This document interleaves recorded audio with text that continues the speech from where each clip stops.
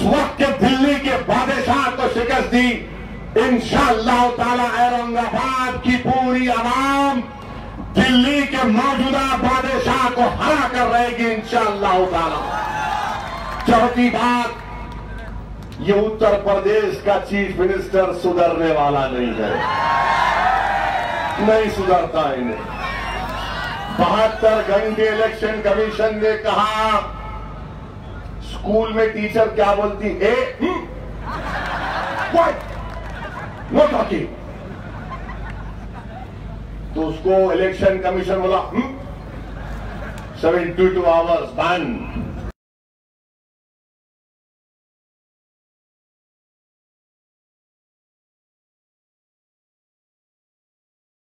हम क्या बाबर की संतान है? हमको बाबर से कुछ लेना देना नहीं है, हमको मलिक अंबर से है, हमको सिद्दी इब्राहिम से मतलब है। ये तुमको बाबर से इतनी मोहब्बत क्यों है? कुछ ऊपर मिलता क्या कनेक्शन? हमारे को तो नहीं मालूम। हमारा कनेक्शन बाबर से नहीं है, हमारा कनेक्शन ख्वाजा गरीब नवाज से है। हमारा कनेक्शन जरजरी बख्श रहमतुल्लाह अलैह से है। हमारा कनेक्शन शहीद अहमद शहीद से है। हमारा कनेक्शन उन लोगों से है जिन्होंने माल्टा की जेल में अपनी जिंदगी को बर्बाद कर दिया, जो रेशमी रुमाल की तहरीक चलाए थे। हमारा कनेक्शन अल्लामा फजल हक खैराबादी से है। बताओ तुम्हारा कनेक्शन किससे है? तुम्हारा नो कनेक्शन व्हाट्सएवर। तुम्हारा कनेक्शन ही नहीं है, तो इसलिए तुम कनेक्शन ढूंढ रहे। और तुम्हारा कनेक्शन सिर्फ यही है कि तुम सिर्फ मजहब के नाम पर वोट पूछना चाहते हो। ये बीजेपी और शिवसेना कर रही है। इनके पास दिखाने को कुछ नहीं है, तो सिर्फ हिंदू मुस्लिम आतंकवाद के नाम पर डर फैलाना। मेरे भाई, आज मोदी का ये चेहरा हिंदुस्तान के सामने आ गया। और सुषमा स्वराज का स्टेटमेंट, मोदी जी, सुषमा जी ने क्या कह दिया? आपको टाइटाई कर दिया उन्होंने। सुषमा स्वराज ने लगता है मौके की ताक में थी कि इसको जवाब दूंगी मैं, और सुषमा स्वराज ने कह दिया, मोदी जी मैं नहीं कह रहा हूं, मैं तो मानता हूं बालाकोट को। सुषमा जी ने कह दिया कि हमने जो बालाकोट में बम गिराए, उसमें ना पाकिस्तान की फौज मारी गई, ना पाकिस्तान के पाकिस्तानी मारे गए। सुषमा जी, उसमें क्या मार्स के लोग मारे गए थे? क्या अमेरिकन मारे गए थे? क्या रशियन मारे गए थे? क्या अफगानी मारे गए थे? आपने भी सही टाइम पर मोदी से अपना बदला ले लिया। मैं आपको मुबारकबाद देता हूं। सब बीजेपी में घुटन महसूस कर रहे हैं, बशमूल शिवसेना भी। क्या कहते थे? चौकीदार चोर है। ये भी शिवसेना कहती थी कि अब हम इनको अकेला लड़ेंगे। और जब इलेक्शन की बात आई तो जाकर मोदी का हाथ पकड़ लिए, बोले मित्रों अकेला डर हो रहा है, तो इसी सामने औरंगाबाद में जाकर कहा कि मोदी तेरा हाथ, तेरा मदद चाहिए, क्योंकि बाला साहब हम पे खड़ा हुआ है। इसलिए बाला साहब का डर शिवसेना को मोदी के पास भिजा दिया।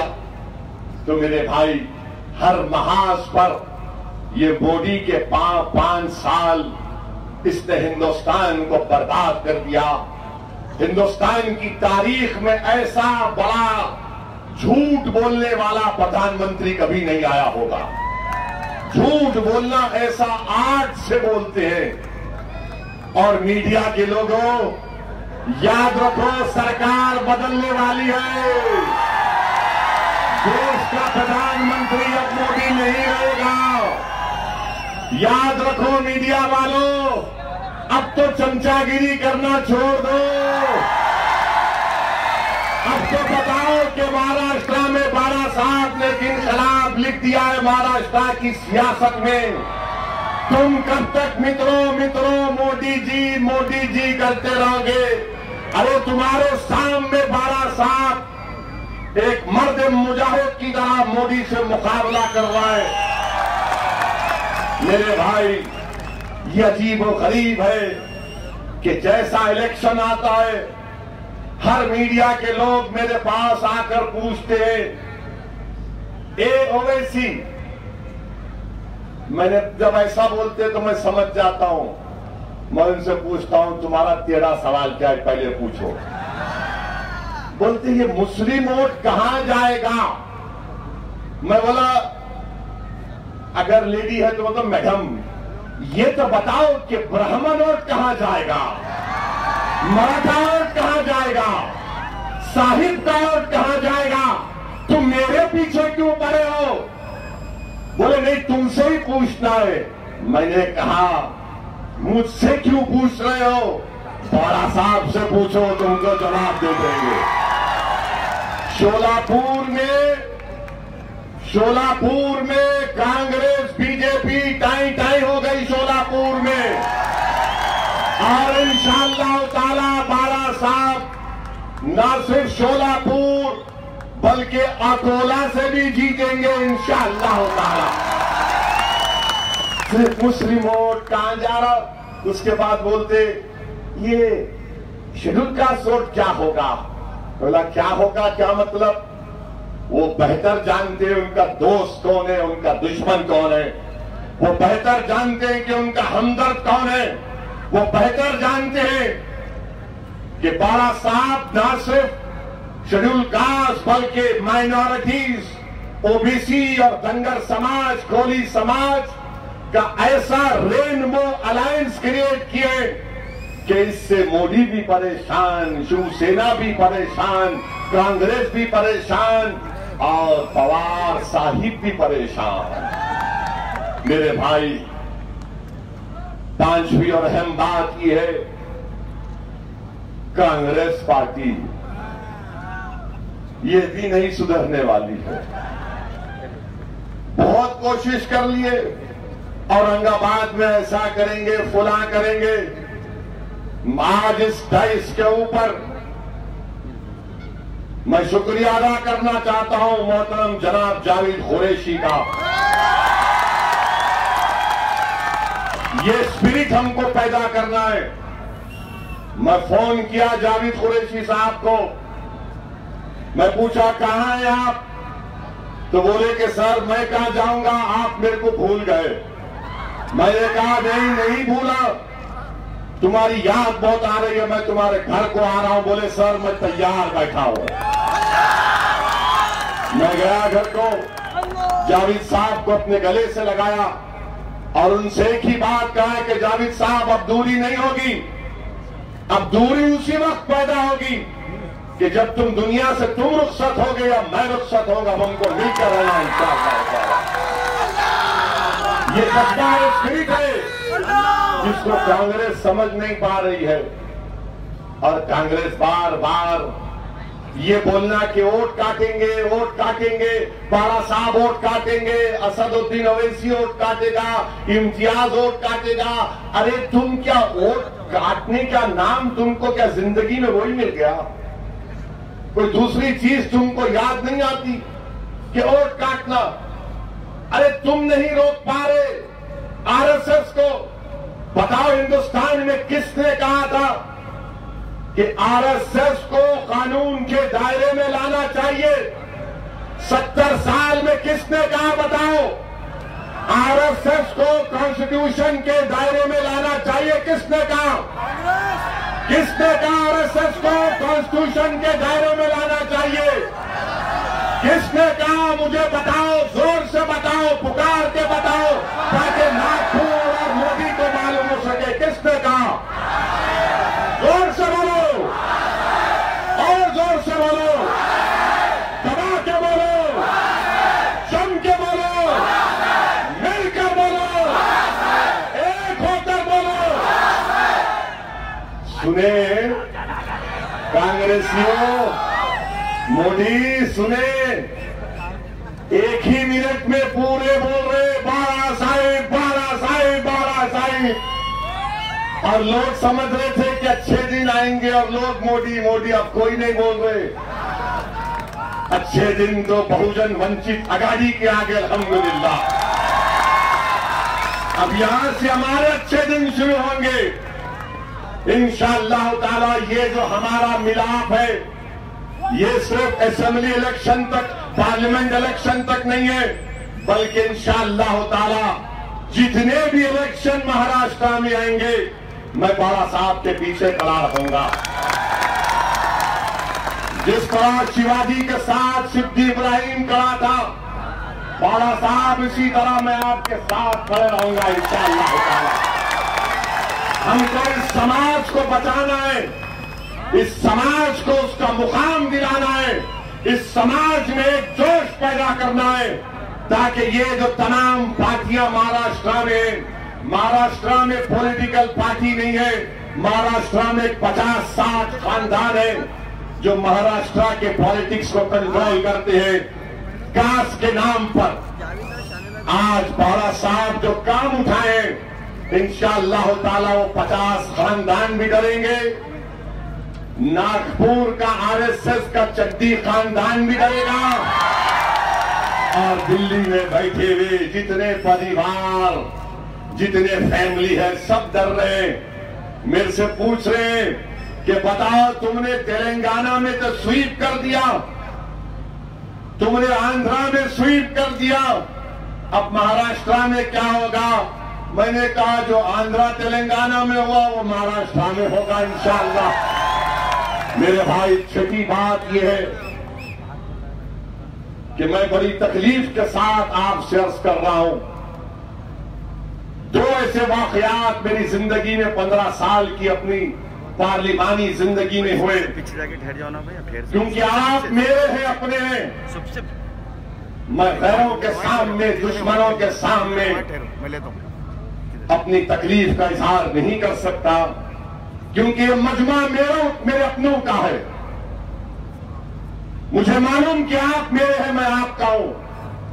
दो वाकयात हिंदुस्तान की पार्लियामेंट में ऐसे हुए कि मुझे अंदर से तोड़ दिए।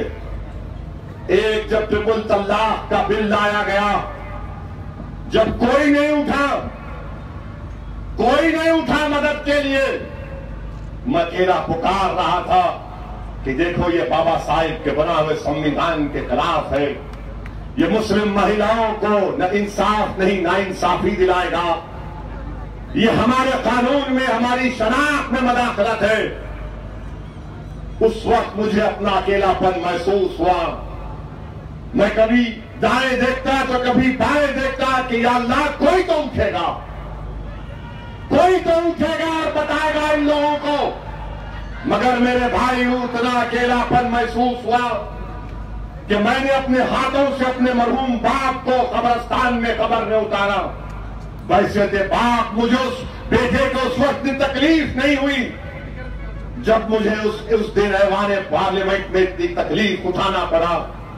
मेरे भाई, जब हिंदुस्तान की पार्लियामेंट में बाबा साहिब का दिया हुआ संविधान को, उस कॉन्स्टिट्यूशन की धज्जियां उड़ाई जा रही थी, जब इस मोदी ने 10% आरक्षण देता है इकोनॉमिक वीकर सेक्शन को, 100 से ज्यादा एमपी बैठे हैं शेड्यूल कास्ट के, और उनमें इतनी हिम्मत नहीं है कि आरक्षण किस बुनियाद पर मिलता है, क्या आरक्षण इकोनॉमिक ग्राउंड्स पर मिलता है या बाबा साहिब के उस उसूल पर मिलता है, उस समाज को जिसको 5000 साल से दबाया गया। कोई मुंह नहीं खोला। मेरी मां और बहनों, मेरी आंखें, मेरे कान तरस रहे थे कि शायद तो उठ कर बोले, तो मैंने कहा कि ठीक है, मैं उठकर बाबा साहेब अम्बेडकर का नाम लूंगा। मैं उठा और उठकर बाबा साहिब का नाम लेकर कहा मोदी से कि what you are doing is disservice to Baba Sahib Ambedkar. तुम हिंदुस्तान के संविधान के खिलाफ काम कर रहे हो। काश उस दोनों वक्त में मेरे साथ मेरे बड़े भाई बाबा साहब होते तो खुदा की कसम यह कानून नहीं बनने देते हम। वो कम से कम वो जो 100 लोग बैठे हुए थे, शायद वो भी उनकी जान में जान हरारत आ जाती, उनकी जबानें हरकत करने लगती। इनको डर क्या है कि 100 बैठे हुए थे जो हमारे इशारों पर कठपुतली की तरह बैठ कर उठते।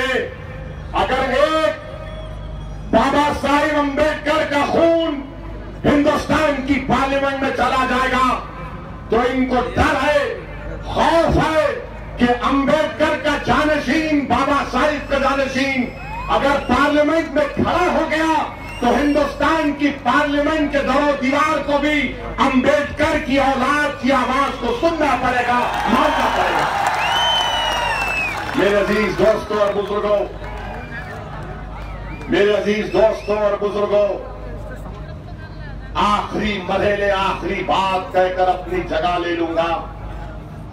ये मीडिया के लोग आके पूछते, आप लोग दिल्ली जीत कर जाएंगे तो क्या करेंगे? बाबा साहिब ने कह दिया, मैं कह रहा हूं जब दिल्ली जाएंगे तो हम इंशाअल्लाह ताला मोदी को और बीजेपी को गवर्नमेंट या प्राइम मिनिस्टर बनने नहीं देंगे, ना उनका साथ देंगे इंशाअल्लाह। तो मीडिया के लोग मुझसे पूछे एक मर्तबा, ओवैसी मोदी से हटके कौन सा कैंडिडेट तुम्हारे पास है? मैं उनसे पूछा, क्या मोदी भारत है या भारत मोदी है या मोदी भारत से बड़ा है? बताओ, भारत बड़ा है या मोदी बड़ा है? कौन बड़ा है, भारत बड़ा है या मोदी बड़ा है? अब आप ये बोलो, ये बोलते कांग्रेस है, तुम्हारे पास क्या है? मैंने कहा मेरे पास बाबा साहिब का संविधान है और बाबा साहिब का जानशीन है। क्या कांग्रेस भारत है? क्या कांग्रेस भारत है? भारत है तो सब है, भारत नहीं है तो मोदी भी नहीं, आरएसएस भी नहीं, बीजेपी भी नहीं, ओवैसी भी नहीं। भारत है तो हम सब है। मगर मोदी ये बोलता है कि मैं भारत से बड़ा हो गया। नहीं मिस्टर मोदी, आप भारत के सामने इतने भी नहीं है, इतने भी नहीं है। मेरे अजीज दोस्तों और बुजुर्गों, आखिरी बात कहकर अपनी जगह ले लूंगा कि 23 तारीख के दिन आप तमाम से अपील कर रहा हूं कि सुबह सुबह अपने घर से निकलिए, अपने पोलिंग बूथ को जाइए, अपने पास आइडेंटिटी कार्ड रखिए और जाकर अपना वोट डालिए। खूब वोट डालना, हर पोलिंग बूथ से आवाज आना। क्या आवाज आना? पतंग पतंग पतंग पतंग पतंग पतंग पतंग की आवाज आना। औरंगाबाद की फिजाओं में सिर्फ पतंग नजर आना 23 तारीख को। यहां पर औरंगाबाद में वंचित बहुजन आघाड़ी के उम्मीदवार इम्तियाज जलील का निशान पतंग का है। मैं औरंगाबाद की आवाम से वादा कर रहा हूं कि पीने का पानी का मसला हल करेंगे। ये खैरे पूरा औरंगाबाद का पानी निगल लिया, सबको प्यासा कर दिया। अब हम इंशाअल्लाह ताला इसको प्यासा करेंगे। नई सरकार बनेगी दिल्ली में इंशाअल्लाह ताला। भारत में एक नई सुबह होगी। अपने वोट का इस्तेमाल करना, पूरे वोट का इस्तेमाल करो। नौजवानों, लेकर जाओ फैमिलीज को। और मैं तुमको एक वाकया सुनाकर अपनी बात खत्म कर रहा हूं कि उत्तर प्रदेश में एक शख्स है जो गलती से उसने वोट बीजेपी को डाल दिया। उसका ताल्लुक शेड्यूल कास्ट तबके से था, तो उसको इतना तकलीफ हुई, इतना रोया अपने घर को जाकर। उसको समझ में नहीं आया क्या करूं, तो जिस उंगली से वोट डाला उसने चाकू लेकर उसको काट लिया।